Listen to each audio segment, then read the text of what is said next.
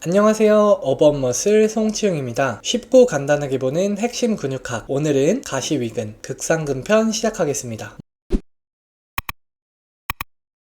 먼저 해부학적 위치를 살펴보겠습니다. 가시위근은 이 어깨뼈에 있는 가시 위 안쪽에 3분의 2에서 시작하게 됩니다. 이 가시 위 아래로 움푹 패인 홈이 있는데 위쪽에는 가시위근이, 아래에는 가시 아래근이 있습니다. 이 가시 위쪽에서 시작한 가시위근은 위팔뼈의 큰 결절 윗면에 부착하게 됩니다. 어깨뼈에서 위팔뼈까지 이어지는 가시위근의 기능은 첫 번째로 어깨를 벌려주는 동작과 굽힘 동작입니다. 특히 굽힘과 벌림 초기 30도에서 큰 역할을 하게 됩니다. 그래서 어깨를 벌릴 때나 굽힐 때 초기 동작에서 통증이 나타난다면 이 가시위근의 손상을 의심해 볼 수 있습니다. 두 번째 기능은 어깨 관절의 동적 안정자 역할입니다. 여기서 동적 안정자란 어깨가 움직일 때 안정성을 유지해주는 역할을 하는 것입니다. 예를 들어서 팔을 벌릴 때 이 가시위근은 위팔뼈가 위로 굴러가지 않도록 위에서 막아주는 역할을 합니다. 만약 이 역할을 제대로 수행하지 못한다면 그림에서와 같이 위팔뼈가 위로 굴러가게 되고 위팔뼈와 어깨뼈 봉우리 사이에서 근육이나 다른 조직들이 찝히는 현상이 발생하게 됩니다. 이러한 현상은 우리는 충돌 증후군이라고 부릅니다. 가시위근뿐만 아니라 가시 아래근, 작은 원근, 어깨 밑근이 어깨의 동적 안정자 역할을 하는 근육들입니다. 그래서 4개의 근육을 합쳐서 우리는 로테이터 커프, 회전근개 근육이라고 부릅니다. 이 근육들은 모두 어깨뼈에서 시작해서 위팔뼈에서 끝나게 됩니다. 하지만 위팔뼈에서 정지할 때 뼈에 바로 부착하는 것이 아니라 어깨 관절을 감싸고 있는 관절 주머니에 부착하게 됩니다. 그래서 어깨의 벌림, 굽힘뿐만 아니라 모든 동작에서 어깨 관절의 안정성을 잡아주는 역할을 합니다. 만약 이 회전근개 근육들이 제대로 역할을 하지 못한다면 어깨 관절의 불안정성 또는 통증을 유발할 수 있습니다. 세 번째 기능은 어깨뼈의 아래쪽 돌림입니다. 이 기능은 첫 번째 기능과 같은 동작입니다. 첫 번째 기능에서는 어깨 관절이 벌어질 때 어깨뼈가 고정되고 위팔뼈가 위로 움직였다면 위팔뼈가 고정된 상태에서는 반대로 어깨뼈가 아래쪽 돌림됩니다. 어깨 관절만 봤을 때 둘 다 벌림 동작이지만 어디가 고정되었느냐에 따라서 나타나는 움직임은 달라집니다. 다음은 신경 지배입니다. 가시위근을 지배하는 신경은 위팔신경월기에서 나오는 어깨 위 신경입니다. 이 어깨 위 신경은 주로 경추 5번, 6번 신경에 의해 형성됩니다. 그리고 가시위근뿐만 아니라 어깨뼈의 가시 밑으로 지나가면서 가시 아래근도 지배하게 됩니다. 다음은 혈관 분포입니다. 가시위근의 혈액 공급은 주로 어깨 위 동맥에서 이루어지지만 등 쪽 어깨 동맥에서도 공급을 받고 있습니다. 어깨 위 신경과 동맥은 비슷하게 주행하지만 위 가로 어깨 인대를 사이에 두고 갈라집니다. 어깨 위 신경의 경우 위 가로 어깨 인대 밑으로 있는 어깨뼈 폐임으로 주행하고 동맥은 그 위로 지나게 됩니다. 다음은 연관통 및 증상입니다. 첫 번째로 위팔의 바깥쪽에서 통증이 방사됩니다. 정확한 위치는 어깨 세모근의 중간 지역입니다. 통증은 심부에서 느껴져서 견갑하 윤활낭염으로 오진하기도 합니다. 여기 그림에 보이는 왼쪽에 있는 근육이 어깨 세모근을 커트한 모습입니다. 속에 파란색이 윤활낭들입니다. 두 번째 증상은 바깥 팔꿈치 통증입니다. 증상이 심해지면 통증은 팔꿈치 바깥쪽까지 이어질 수 있는데 종종 테니스 엘보로 오진되기도 합니다. 세 번째 증상은 팔을 들어 올릴 때 통증입니다. 주로 어깨 관절을 굽히거나 벌릴 때 통증이 나타나는데 움직임 초기에 통증이 가장 심하게 됩니다. 그 이유는 아까 기능에서 설명했듯이 어깨 관절의 초기 움직임에서 이 가시위근의 기여도가 크기 때문입니다. 네 번째 증상은 팔을 어깨 위로 올리기 힘들다는 것입니다. 이 부분에서 많은 분들이 오십견과 헷갈릴 수 있는데 이 가시위근의 문제, 나아가서 회전근개의 문제와 오십견, 유착성 관절낭염은 다른 질환입니다. 그래서 서로 다른 특징을 가지고 있습니다. 그 특징은 많지만 간단하게 구분하는 방법은 둘 다 팔을 들어 올리는 것이 힘들어지지만 회전근개 문제일 경우 내가 능동적으로 올리는 것은 힘들어도 수동적으로 팔을 올릴 때 통증이 나타나지 않습니다. 오십견의 경우 수동적인 움직임에서, 그러니까 내 의지가 아닌 남이 팔을 올려줄 때도 통증이 나타나게 됩니다. 다음 다섯 번째 증상은 칫솔질, 면도, 빗질 등 일상생활 등의 제한이 생기는 것입니다. 가시위근의 가장 큰 기능은 어깨 관절의 동적 안정자였습니다. 그래서 어떠한 움직임에도 어깨 관절의 안정성을 잡아주기 위해서 활성화되기 때문에 일상생활 대부분의 동작에서 활성화되게 되고, 만약 통증 유발점이 활성화되어 있다면 움직일 때 때 통증을 느낄 수 있습니다. 마지막으로 야간통입니다. 잘 때 통증이 나타나는 것인데 통증 유발점만 활성화되었을 때는 통증이 나타나지 않고 근육에 파열이 되었을 때는 잠잘 때 통증을 느끼게 됩니다. 여기서 말하는 파열이란 회전근개 파열을 의미합니다. 서두에 언급했듯이 회전근개는 가시위근, 가시아래근, 작은 원근, 어깨 밑근 총 4개로 이루어져서 어깨관절의 안정성을 담당하는 근육들입니다. 어깨관절은 삼각형 모양의 어깨뼈 오목과 그리고 동그란 위팔뼈가 만나는 관절입니다. 어깨뼈 오목은 위팔뼈 머리와 비교해서 아주 작은 지지면을 제공합니다. 그렇기 때문에 어깨관절은 뼈의 구조적 안정성은 떨어집니다. 대신 넓은 가동성을 갖게 됩니다. 이렇게 불안정한 관절의 안정성을 제공해주는 것 중 하나가 회전근개 근육입니다. 회전근개 근육은 어깨뼈에서 시작해서 위팔뼈를 감싸며 부착하게 됩니다. 이 근육들은 서로 개별적인 근육으로 존재하기보다는 어깨뼈를 감쌀 때 서로서로 이어지듯 붙어 있습니다. 이 회전근개 근육들의 과사용 또는 나이가 들어감에 따라서 파열이 생기게 됩니다. 파열은 중력에 가장 영향이 받는 가시위근부터 진행되게 됩니다. 처음에는 작았던 파열이 조치 없이 손상을 받는 상황에 지속적으로 노출되게 된다면 파열이 점점 커지게 됩니다. 그래서 회전근개 파열 시 가장 많이 손상받는 곳이 가시위근, 그 다음은 가시아래근, 어깨 밑근입니다. 만약 다른 곳까지 손상이 진행되었다면 가시위근은 위축되어서 제 기능을 하지 못할 가능성이 커집니다. 이런 상태까지 진행된다면 야간통이 심하게 올 수 있습니다. 이러한 회전근개 손상은 어깨 질환 중 가장 흔한 질환입니다. 60대 이상 어깨 환자 중 절반 이상이 회전근개 손상일 정도로 높은 유병률을 보입니다. 다음은 통증 유발점의 활성화 요인 및 지속화 요인입니다. 첫 번째로 무거운 물건을 한쪽으로 드는 경우입니다. 이 가시위근은 중력에 대항해서 위팔뼈를 어깨뼈 위에 유지시켜주는 역할을 합니다. 여기에 무거운 가방까지 더해진다면 가시위근에 가해지는 외력은 더 강해지고 가시위근의 문제를 발생시킬 수 있습니다. 두 번째 요인은 강아지 산책입니다. 작은 강아지 같은 경우는 괜찮지만 요즘 들어서 대형견을 키우는 사람이 늘어나고 있습니다. 대형견의 경우 보통 적게는 20kg에서 많이 나가는 경우 40kg까지 나갑니다. 성인 여성과 큰 차이가 없을 정도입니다. 자기와 비슷한 무게를 갖고 있는 강아지를 산책시킬 경우 강아지들이 갑자기 달려나가게 되면 우리 몸에서 가장 많이 충격을 받는 곳이 어깨입니다. 다음 요인은 팔을 높이 들고 장시간 일하는 경우입니다. 전기나 배관, 용접을 하시는 경우 머리 위쪽에서 팔을 올려서 작업을 하는 경우가 많습니다. 이 경우 가시위근의 지속적인 부하가 가해져서 통증 유발점이 활성화될 수 있습니다. 이렇게 크게 보면 3가지 요인이 있지만 이 가시위근을 비롯해서 회전근개 근육의 경우 대부분 사람들에게서 노화와 함께 손상되는 근육입니다. 근골격계 질환의 진단 및 재활 치료라는 책을 보면 60세 이상의 사체에서 50% 이상 회전근개 파열이 발견되었고 70대 이상에서는 100%의 확률로 회전근개 파열이 관찰되었다고 합니다. 그렇다는 것은 특정 활동뿐만 아니라 모든 동작에서 회전근개 근육들이 활성화되고 나이가 들어감에 따라서 노화, 즉 자연스러운 파열이 발생하게 됩니다. 네, 그럼 오늘은 여기서 마치도록 하겠습니다. 감사합니다.